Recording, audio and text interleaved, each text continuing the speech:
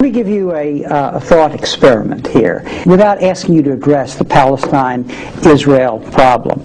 Let's say you were an advisor to the President of the United States. How would, in response to current events, would you advise him to put a structure in place to monitor that situation, lest one party or another be looking like they might be moving toward genocide?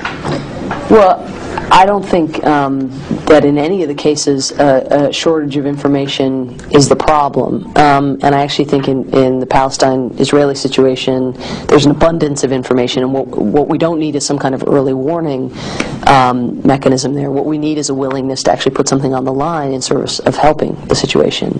And putting something on the line might mean alienating a domestic constituency of tremendous political and financial import. It may more crucially mean sacrificing or investing, I think more than sacrificing, literally billions of dollars not in servicing Israelis military, but actually in investing in the new state of Palestine, in investing billions of dollars it would probably take also to support, I think, what will have to be a mammoth protection force, not of the old Srebrenica kind or the Rwanda kind, but a meaningful military presence, because it seems to me at this stage, and this is true of actual genocides as well, and not just major human rights abuses, which we're seeing there, but is that you have to go in as if you're serious. You have to put something on the line, and unfortunately, imposition of a solution on unwilling parties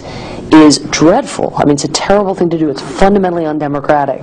But sadly, we don't just have a democracy here either. We have a liberal democracy. There are certain sets of principles that guide, our policy, or that are meant to anyway.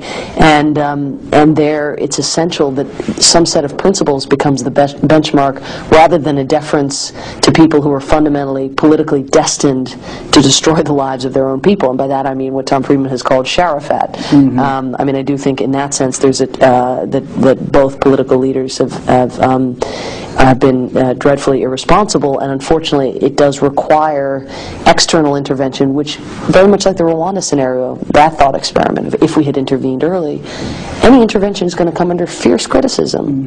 But we have to think about lesser evils, especially when the human stakes are just becoming ever more pronounced.